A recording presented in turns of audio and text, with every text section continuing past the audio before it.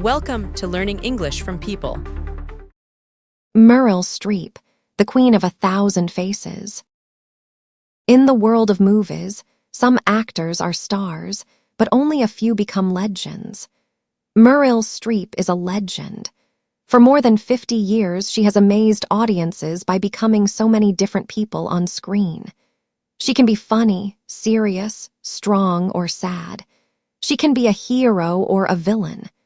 She can change her voice, her accent, and the way she walks until the real Meryl seems to disappear and only the character remains. This is the story of how a girl from New Jersey became the most celebrated actress of our time. Mary Louise Streep was born on June 22, 1949. Her family called her Meryl. Her father worked for a pharmaceutical company and her mother was an artist. From a very young age, her mother, Mary, was her biggest supporter. Mary saw something special in her daughter and filled her with confidence. "Meryl, you're capable, you're so great," she would say. "You can do whatever you put your mind to." Meryl believed her. As a teenager, she seemed like a normal girl. She described herself as gawky, with glasses and frizzy hair. But she was also a cheerleader and was even chosen as the homecoming queen in her high school. She had a beautiful singing voice and took opera lessons for a few years, but she quit. "I was singing something I didn't feel and understand," she said later. It was an important lesson for her future career. To be a great artist, you must connect with the material emotionally. Her true passion for acting ignited in college. At Vassar College, she performed in a play called Miss Julie, and her talent was immediately obvious to everyone. A professor there once said, "I don't think anyone ever taught Meryl acting. She really taught herself." She had a natural gift for mimicking accents and could memorize her lines very quickly. After Vassar, she was accepted into the prestigious Yale School of Drama to continue her studies. At Yale, she worked incredibly hard, acting in more than a dozen plays a year while also working as a waitress to pay for her classes. The work was so intense that she became ill and even considered quitting acting to study law. But she stayed, and in 1975, with a Master of Fine Arts degree, she was ready for the next step.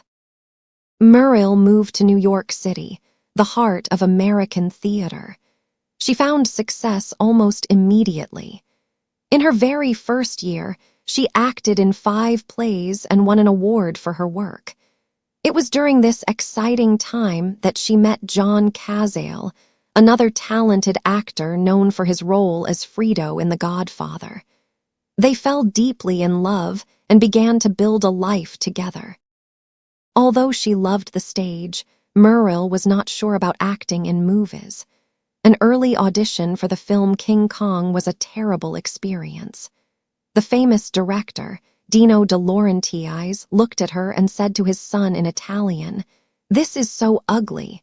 Why did you bring me this?" He did not know that Meryl understood Italian. She looked right at him and replied, "I'm very sorry that I'm not as beautiful as I should be, but this is it. This is what you get." The story shows the strength and self-respect she had, even as a young actress. Her feelings about film changed after she saw Robert De Niro's performance in Taxi Driver. She thought, "That's the kind of actor I want to be." Soon after, she got her chance to work with him. De Niro suggested her for a role as his girlfriend in the 1978 war film The Deer Hunter. The movie also starred her great love, John Cazale. Meryl took the small part mostly so she could be on set with John every day. But their happiness was soon overshadowed by tragedy. John was diagnosed with lung cancer, and the doctors told them it was terminal. Meryl was devastated, but she was also determined. She stayed by his side, caring for him through his illness. To help pay for his expensive medical treatments, she took a leading role in a television miniseries called Holocaust. It meant traveling to Germany and Austria for filming, away from John. When she returned, his cancer had gotten worse. She stopped everything to be with him. Meryl nursed him until he died in March 1978.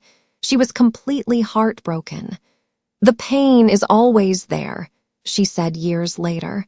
"I didn't get over it. I don't want to get over it."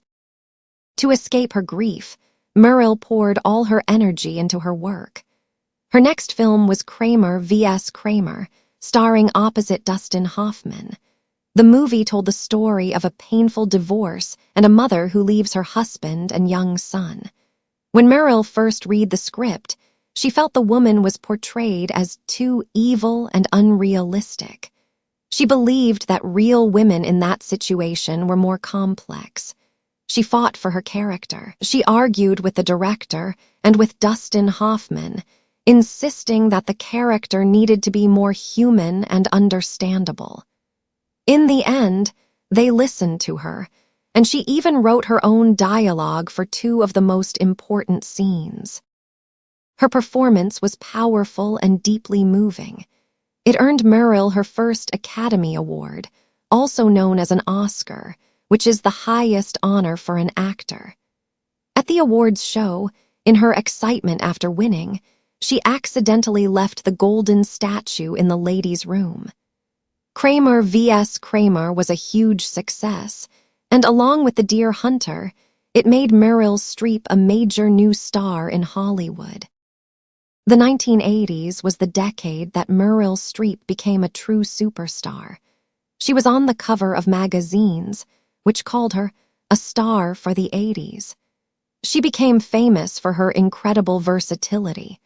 Critics and audiences called her a chameleon, an animal that can change its color because she could completely transform for every role she played. Her greatest tool was her mastery of accents. She could sound like she was from anywhere in the world. In 1982, she gave one of the most famous performances in cinema history in the film Sophie's Choice. She played a Polish woman who was a survivor of the Auschwitz concentration camp during World War II. It was an extremely challenging role. Meryl was so determined to get the part that she learned to speak English with a flawless Polish accent. In the film, she also speaks fluent German and Polish. The story was dark and intensely emotional. One scene, in which her character is forced to make an impossible choice, was so painful for Meryl to film that she did it in only one take and refused to do it again. The world was stunned by her performance. She won her second Academy Award, this time for Best Actress. Throughout the decade, she continued to create unforgettable characters.